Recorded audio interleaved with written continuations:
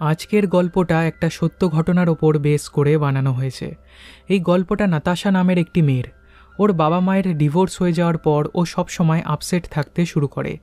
তারপর হঠাৎই একদিন ওর সাথে এমন কিছু হয় যার ফলে ওর পুরো জীবনটাই পাল্টে যায়। তো সিনেমার শুরুতে আমরা একটি মেয়েকে দেখি যে স্নো সার্ফিং করছিল। আসলে এই মেয়েটিই হচ্ছে নাতাশা। ওর সাথে একটা লোকও ছিল যে ওর সাথে খুবই দুর্ব্যবহার করে।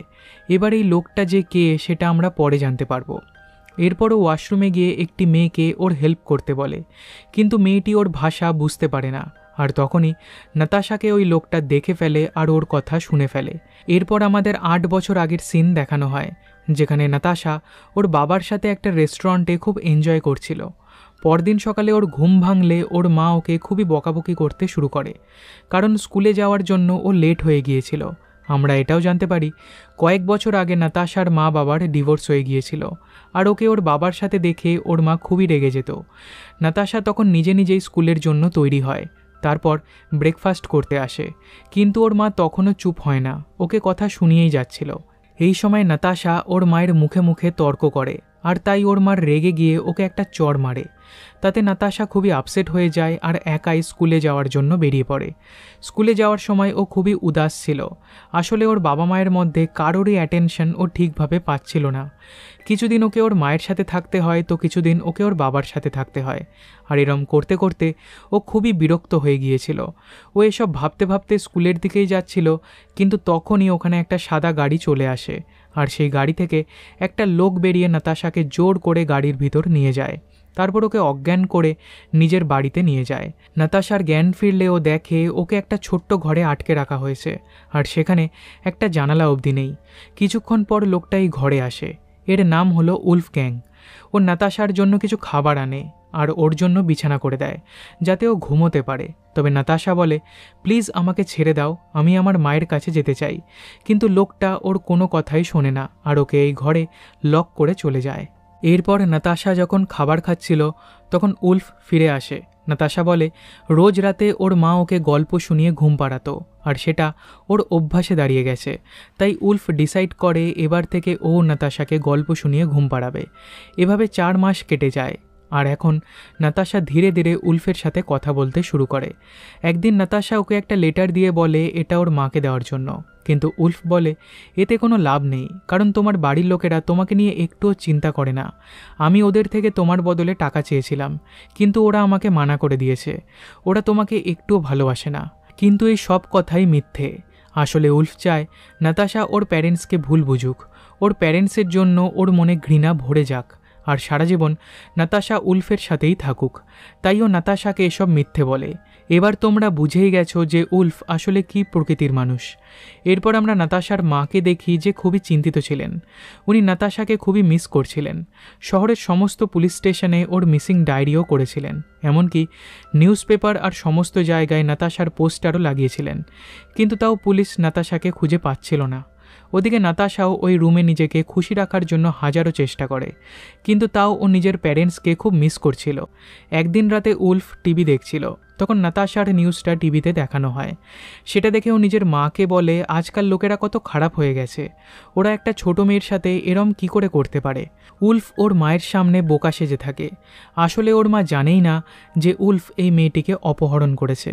এরপর আমরা দেখি পুলিশ অনেক বেশি অ্যাক্টিভ হয়ে গেছে, কারণ ওরা একটা ক্লু পেয়ে গেছে, যেটা একটি মেয়ে ওদেরকে দিয়েছিল, যে নাতাশাকে অপহরণ হতে দেখেছিল, আর তার সাথে ওই হোয়াইট ভ্যানটাকেও দেখেছিল। কিন্তু গাড়িটার একটা নাম্বার ওর মনে ছিল না।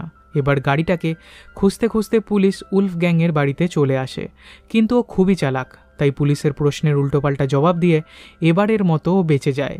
ওদিকে নাতাশা ওই ছোট্ট ঘরের মধ্যে আপসেট হয়ে বসেছিল। ও নিজের পুরনো দিনের কথা মনে করছিল, যখন ও ওর মায়ের সাথে থাকতো। ওই ঘরের মধ্যে নিজের সাথেই কথা বলছিল আর নিজেকে এন্টারটেইন করার চেষ্টা করছিল। এরপর একদিন উলফ যখন নাতাশার জন্য খাবার নিয়ে আসে, তার আগে ও নিজের হাতে চোট লাগিয়ে নেয়, যাতে ওকে হসপিটালে নিয়ে যেতে হয়। আসলে নাতাশা হসপিটাল থেকে পালাতে চায়, কিন্তু উলফকে বোকা বানানো এতটাও সহজ নয়।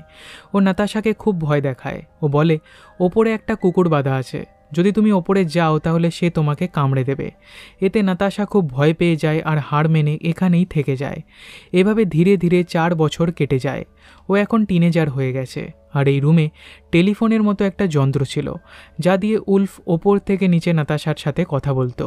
নাতাশা ওর থেকে খাবার চায়, কিন্তু উলফ ওকে মানা করে দেয়। আজ রাতে না খেয়েই ঘুমিয়ে পড়তে বলে।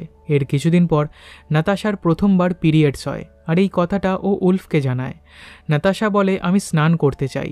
উলফ প্রথমে তো রাজি হয় না, কিন্তু নাতাশা বারবার ইনসিস্ট করলে ফাইনালি ও রাজি হয়ে যায়। আর এই 4 বছরে নাতাশা প্রথমবার এই বেসমেন্টের থেকে বাইরে আসে। উলফ ওকে নিজের ওয়াশরুমে নিয়ে যায় এবং নাতাশাকে নিজের সামনেই স্নান করতে বলে। তারপর আবারও নাতাশাকে বেসমেন্টে নিয়ে গিয়ে লক করে দেয়। পরদিন সকালে উলফের মা কিছুদিনের জন্য বাইরে যাচ্ছিলেন। তখন উনি উলফের টি শার্টে মেয়ের একটা চুল দেখতে পান। এটা দেখে উনি খুশি হন আর বলেন, থ্যাংক গড তুমি মেয়েদের পছন্দ করো, আমি তো ভাবতাম তুমি গে। এটা শুনে উলফ খুব রেগে যায় আর ওর মাকে তাড়াতাড়ি এয়ারপোর্টে ছেড়ে আসে। তারপর বেসমেন্টে গিয়ে নাতাশার সব চুল কেটে দেয়। নাতাশা খুব কাঁদে, ওকে আটকাতে চেষ্টা করে, কিন্তু উলফ ওর কোনো কথাই শোনে না। এর কিছুদিন পর ক্রিসমাস আসে আর উলফ নাতাশাকে অনেক গিফট এনে দেয়। অপরদিকে নাতাশার মা ওকে খুব মিস করছিলেন আর ওকে তাড়াতাড়ি খুঁজে পাওয়া যাক এটাই উনি প্রে করেন। এদিকে উলফ নাতাশাকে দিয়ে বাড়ির সমস্ত কাজ করায়। আর যেহেতু ওর মা এখন বাড়িতে নেই, তাই উলফ বলে, আজ রাতে তুমি আমার সাথেই শোবে। পরদিন সকালে উলফ বাইরে যাচ্ছিল, তখন নাতাশা বলে, প্লিজ আমাকে তোমার সাথে নিয়ে চলো। কিন্তু উলফ বলে, যখন তুমি ভালোভাবে বিহেভ করতে শিখে যাবে তখন আমি তোমাকে স্নো ডাইভিং করতে নিয়ে যাব। এখন তুমি নিচে গিয়ে চুপচাপ বসে থাকো। নাতাশাও ওর কথা মেনে নেয় আর নিচে গিয়ে বসে থাকে। এরপর উলফ ওখান থেকে একটা গ্রসারি স্টোরে গিয়ে নিজের প্রয়োজনীয় সমস্ত জিনিসপত্র কেনে। তারপর বাড়ি ফিরে এলে নাতাশা বাগানে যাওয়ার জন্য জেদ করতে থাকে। উলফ ওর কথা মেনে নেয় আর নাতাশার বাগানে এসে খুবই ভালো লাগে, কারণ 4 বছর পর ওই প্রথমবার খোলা আকাশের নিচে এসেছিল। পরদিন সকালে নাতাশা নিজের ব্রেকফাস্ট শেষ করার পর উলফের প্লেট থেকে খেতে শুরু করে। এটা দেখে উলফ খুব রেগে যায় আর তাই নাতাশাকেও খুব মারে। এরপরও নাতাশার চুল কাটতে যায়, তখন নাতাশা ওকে বারণ করে আর এবার উলফ থেমেও যায়। এটা দেখে নাতাশার মনে সামান্য হলেও সাহস বাড়ে। যাই হোক, পরদিন সকালে উলফ নাতাশাকে নিয়ে প্রথমবার বাইরে যায়, কিন্তু ও নাতাশাকে খুব ভয় দেখায় এই বলে যে, যদি তুমি পালাতে চেষ্টা করো তাহলে আমি তোমাকে গুলি মেরে দেব। তো গাইস, নাতাশা এখনও খুবই ইনোসেন্ট, তাই উলফ ওকে ভয় দেখিয়ে চুপ করিয়ে রাখে। এবার রাস্তায় সব লোকেদের খুশি দেখে নাতাশাও খুশি হয়ে যায়। এত বছর বেসমেন্টের মধ্যে আটকে থাকার পর বাইরে এসে ওর খুবই ভালো লাগে। এরপর ওরা একটা গ্রসারি শপে যায়, যেখানে উলফ ওর থেকে কিছুক্ষণের জন্য আলাদা হয়ে যায়। এটা খুব ভালো সুযোগ ছিল নাতাশার কাছে এখান থেকে পালানোর জন্য, কিন্তু ওর মনে এতটাই ভয় ঢুকে গিয়েছিল যে ও এখান থেকে পালাতে পারে না। আর উলফ ওকে নিয়ে বাড়িতে ফিরে আসে, কিন্তু বাড়িতে এসে ওর নিজের ওপর খুব রাগ হয়, কারণ এই সুযোগটাও হারিয়ে ফেলল। এরপর উলফ ওকে দিয়ে আবারও বাড়ির সমস্ত কাজ করাতে শুরু করে।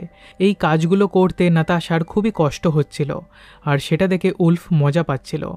ও এই সময় নাতাশার ভিডিও রেকর্ড করছিল। তখন নাতাশা জিজ্ঞেস করে, তুমি আমাকেই কেন চুজ করলে? এই প্রশ্নটা শুনে উলফ কিছুক্ষণের জন্য চুপ হয়ে যায়। তারপর বলে, আমি তোমাকে প্রথমবার তোমার মায়ের সাথে দেখেছিলাম আর তোমার স্মাইল আমার খুবই পছন্দ হয়েছিল। তখন আমি ডিসাইড করি তোমাকে সব সময় আমি আমার কাছেই রাখবো। তারপর থেকে আমি তোমাকে ফলো করতে শুরু করি আর তোমার ব্যাপারে ইনফরমেশনও কালেক্ট করি। সেটা করতে আমার 6 মাস সময় লেগে যায়। এরপর আমি ওই বেসমেন্টের রুমটাকে বানাই আর ওটা বানাতে আমার 1 বছর লেগে যায়। তো বন্ধুরা, তোমরা বুঝতেই পারছো যে ও কত আগে থেকে প্ল্যান করেছিল নাতাশাকে অপহরণ করার জন্য। এসব বলার পর উলফ নাতাশার সাথে ঘনিষ্ঠ হয়, কিন্তু নাতাশা এবার বিরক্ত হয়ে উঠেছিল। ও ডিসাইড করে নিজেকে শেষ করে দেবে, তাই পুরো ঘর স্মোক দিয়ে ভরে দেয় যাতে ও দম বন্ধ হয়ে মারা যেতে পারে। কিন্তু ওর এতে কিছুই হয় না। একটু পর উলফ এই ঘরে আসে আর ও সব বুঝতে পেরে যায়। তারপর নাতাশাকে খুব মারে আর বলে, তুমি নিজেকে শেষ করে দিতে পারো না। যদি আবারও তুমি এরম করো তাহলে আমার থেকে খারাপ আর কেউ হবে না। এরপর আমরা দেখি নাতাশার সাথে ডেইলি যা যা ঘটতো ও সব কিছু টিস্যু পেপারের মধ্যে লিখে রাখত। এরপর শীতকাল চলে আসে আর এবার খুব বরফ পড়ে। শহরের সব লোকেরা স্নো ডাইভিং করতে যায়, তো উলফ ও নাতাশাকে নিয়ে ওখানে যায়। আর এখানে ওই সিনটাই ফিরে আসে যেটা সিনেমার শুরুতে আমরা দেখেছিলাম। নাতাশা স্নো ডাইভিং করার পর ওয়াশরুমে যায়, সেখানে ওই মেয়েটির সাথে ওর দেখা হয় আর নাতাশা ওর থেকে হেল্প চায়, কিন্তু মেয়েটি ওর ল্যাঙ্গুয়েজ বুঝতে পারে না। আর তখনই ওদের কথাবার্তা বাইরে থেকে উলফ শুনে ফেলে। তারপর ও ওকে বাড়িতে এনে খুব মারে আর নাতাশা সব কিছু টিস্যু পেপারের মধ্যে লিখে রেখে দেয়। এর কয়েকদিন পর নাতাশা 18 বছরের হয়ে যায় আর ও এখানে 2908 দিন ধরে রয়েছে, মানে পুরো 7 বছর। উলফ ওকে একটা ড্রেস গিফট করে, যেটা পরে নাতাশা ওর সাথে ডান্স করে। এর কিছুদিন পর উলফ বলে, আমার সেভিংস শেষ হতে চলেছে, তাই আমি ঠিক করেছি আমার গাড়িটা বিক্রি করে দেব, কিন্তু ওটা খুবই নোংরা অবস্থায় পড়ে আছে, প্লিজ তুমি ওটা পরিষ্কার করে দাও। নাতাশা এতে রাজি হয়ে যায় আর গাড়িটা পরিষ্কার করতে শুরু করে, কিন্তু তখনও মেন গেটটা দেখতে পায় আর দেখে গেটটা খোলা রয়েছে। ওর মনে হয় এটাই সুযোগ এখান থেকে পালানোর। তবে তখনই ওখানে উলফ চলে আসে আর ওকে দেখে নাতাশা ভয় পেয়ে যায়। কিন্তু তখনই উলফকে একটা লোক ফোন করে যে এই গাড়িটাকে কিনতে চায়। ওই লোকটার সাথে কথা বলতে বলতে বাড়ির ভিতর চলে যায় আর নাতাশা এই সুযোগে এখান থেকে পালিয়ে যায়। ও পিছন ফিরে একবারও তাকায় না, শুধু ঊর্ধ্বশ্বাসে দৌড়তে থাকে। এদিকে উলফ যখন গাড়ির কাছে আসে আর ওতে নাতাশাকে দেখতে না পায়, তখন ওর মুখ শুকিয়ে যায়। ও বুঝে উঠতে পারে না ওর সাথে এটা কি হলো। ও ভেবেছিল নাতাশাকে ভয় দেখিয়ে সারা জীবন ওর কাছেই আটকে রাখবে, কিন্তু ও এটা করতে পারে না। ওদিকে নাতাশা এক বৃদ্ধা মহিলার বাড়িতে গিয়ে পৌঁছয় আর ওনার থেকে সাহায্য চায়। উনি সাথে সাথে পুলিশকে খবর দেন। পুলিশ অফিসার এসে ওকে জিজ্ঞেস করে, তোমার নাম কি? ও বলে, আমার নাম নাতাশা, আর 8 বছর আগে আমাকে অপহরণ করা হয়েছিল। এটা শুনে অফিসার শকড হয়ে যায়। তারপর নাতাশার প্যারেন্টসকে কন্ট্যাক্ট করা হয়। 8 বছর পর নাতাশাকে পেয়ে ওনারা খুব খুশি হন আর ওকে বাড়ি নিয়ে যান। অপরদিকে উলফ পুলিশের ভয়ে পালাতে শুরু করে আর নিজের ভুলটাও বুঝতে পারে, তাই ট্রেনের সামনে নিজেকে শেষ করে ফেলে। একেই বলে মানুষকে তার পাপের ফল একদিন না একদিন ভোগ করতেই হয়। আর এরই সাথে সিনেমাটি এখানে শেষ হয়ে যায়।